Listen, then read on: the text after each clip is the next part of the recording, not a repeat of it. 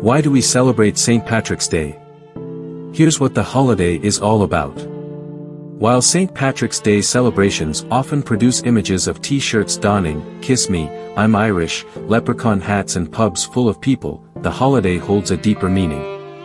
Here's a look at who Ireland's patron saint was and why he is celebrated each year. When did we start celebrating St. Patrick's Day?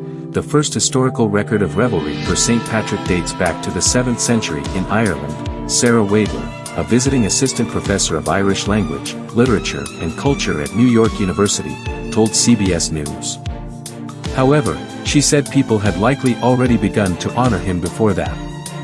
During medieval times, texts show that people not only believed St. Patrick was a saint, but also that he was a part of God's final judgment of Irish people when they died.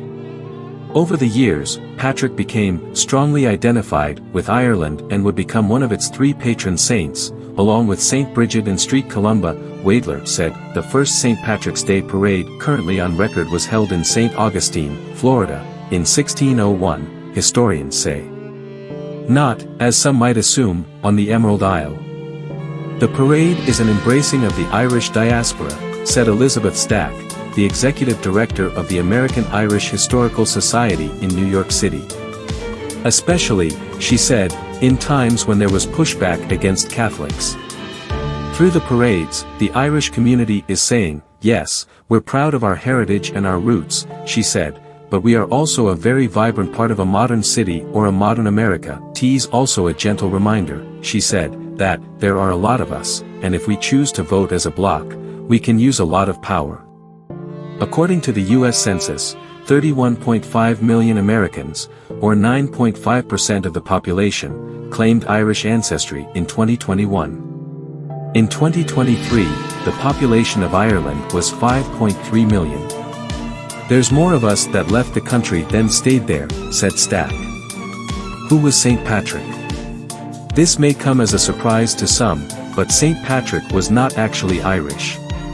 The patron saint of Ireland is actually a Welshman, Cian T. McMahon, an expert on modern Ireland and the Irish diaspora and history professor at the University of Nevada, Las Vegas, told CBS News.in the days before there were England, Scotland and Wales, it was Rome, he said. So, Patrick was born in what is now Wales, but was then Roman Britain. Much of what historians know about St. Patrick comes from 2 of his very own writings, which is considered lucky to have from so long ago, Wadler said. The 2 pieces were likely written in the 5th century, but Patrick did not date them or give much historical context. So, historians aren't certain of when he lived. However, according to these writings, Patrick said he was captured when he was 16 years old by slavers from Roman Britain, where he was, in McMahon's words, a lukewarm Catholic. The slavers took Patrick to Ireland, where he said he worked as a shepherd. This hardship helped him rediscover his faith, and after 6 years, he escaped to Britain, attributing his release to the works of God. After escaping, he spent many years training to become a bishop, according to his writings. Wadler said it is hard to say if Patrick was truly recognized as a bishop because there are no other historical texts backing this claim up. After he supposedly became a bishop, Patrick said that in a vision he heard the voice of an Irish fisherman calling him back to the country he was formerly enslaved in. He then went back to the Celtic pagan nation of Ireland and converted people to Catholicism. St. Patrick died on March 17th, as recognized by the Church. Wadler said it is hard to know the exact year. Patrick's story, many later writers point out, is very similar to Moses from the Bible. After being kidnapped into slavery, he could have been vengeful or looked down on the people who put him in bondage, Stack said. But he decided, instead, to forgive the Irish. In doing so, she said he changed Ireland forever, converting a pagan country to an intensely Catholic one. St. Patrick's beautiful message of tolerance and forgiveness becomes more and more relevant, said Stack. In modern times, many know of the legends that St. Patrick rid Ireland of snakes and that he taught the idea of the Holy Trinity by using a shamrock. Shamrocks are harder to trace, Wadler said.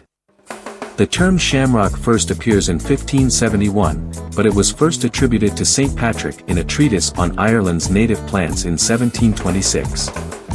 Shamrocks, by the way, she said, are simply clovers. St. Patrick's Day also used to be associated with the color blue. However, as other countries started celebrating it in more modern times, green became associated with the day because Irish Americans attribute green to all things Ireland, said Wadler. Where is St. Patrick's Day celebrated? The better question is where is it not celebrated, said McMahon. Mass migration has been a defining feature of Irish life since the early 1700s, he said. Wherever Irish people end up settling, they use St. Patrick's Day as a way to make themselves at home. We can be Irish anywhere in the world, he said. Irish people have emigrated to every corner of the world, said Stack. Dubai, Singapore, Australia, the US and more all celebrate the saint. According to Wadler, the stories attributing the expulsion of poisonous creatures or reptiles to St. Patrick began in the 12th century. However, some later writers see the expulsion of snakes as a metaphor for paganism. It is a story that keeps getting repeated after the 12th century and also appears in early images of the saint, she said. Irish people made a point of welcoming non-Irish people to St. Patrick's Day, McMahon explained. Even George Washington, an Anglican Christian, was a member of the Friendly Sons of St. Patrick in Philadelphia. The rationale, McMahon said, was, we were born Irish but became American. Why can't Washington be born American but become Irish? Ireland's leaders also tend to celebrate St. Patrick's Day in other countries, McMahon said.